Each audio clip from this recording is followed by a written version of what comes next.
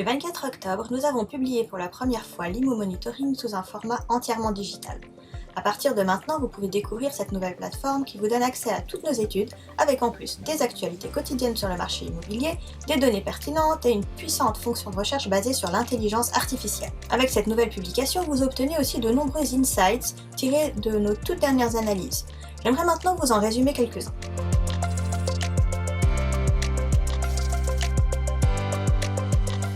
Le marché immobilier suisse se montre globalement très solide dans le contexte de baisse des taux d'intérêt.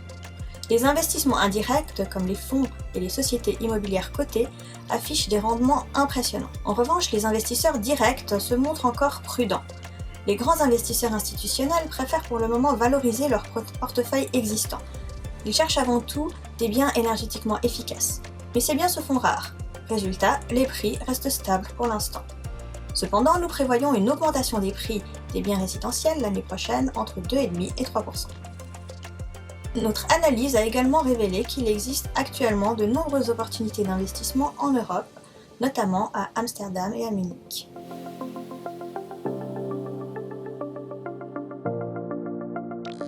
La pénurie de logements en Suisse a un impact direct sur les comportements de déménagement. La baisse du taux de logements vacants et la hausse des loyers incitent les habitants à déménager moins fréquemment et à rester plus longtemps dans leur logement. Le nombre de déménagements a ainsi diminué d'environ 8%. Lorsqu'ils déménagent, les jeunes et les personnes plus mobiles doivent souvent s'éloigner davantage pour trouver un logement abordable.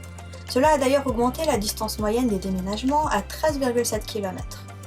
Une autre tendance que nous observons est que de plus en plus de gens préfèrent s'installer dans les petites villes ou en périphérie plutôt que dans les grandes villes et leurs agglomérations. Bien que les logements soient peu nombreux, les Suisses réduisent rarement la taille de leurs logements.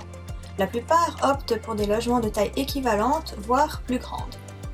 Le travail n'est d'ailleurs plus un facteur aussi important pour un déménagement, probablement en raison du développement du télétravail. Enfin, l'offre de logements abordables continue de diminuer, alors que les logements plus coûteux se multiplient.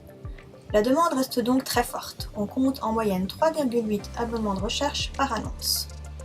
L'année prochaine, les loyers pour les nouveaux locataires devraient grimper de 1,9%. Cependant, dès 2025, les locataires déjà installés pourraient bénéficier d'une baisse des loyers grâce à la diminution du taux de référence.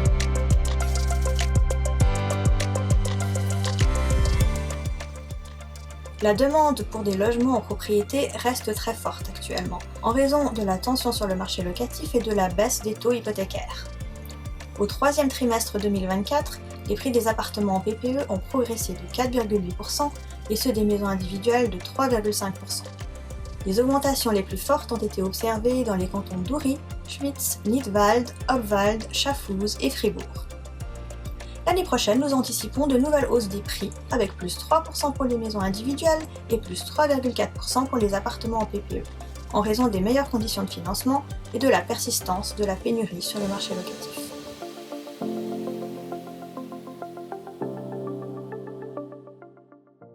En plus des évaluations du marché, nos études spéciales explorent de nouvelles questions. Nous avons par exemple cherché à savoir si des gains d'efficience et de productivité sont réalistes dans le marché de l'emploi suisse et dans le secteur immobilier grâce à l'utilisation de l'IA générative. De plus, grâce à des données réelles sur la consommation énergétique, nous avons établi des benchmarks pour comparer l'efficacité énergétique des bâtiments et identifier des actions concrètes pour l'améliorer. Nous avons également examiné la planification et la gestion durable des bâtiments scolaires, surtout dans les régions où le nombre d'élèves est en hausse mais devrait bientôt atteindre un pic.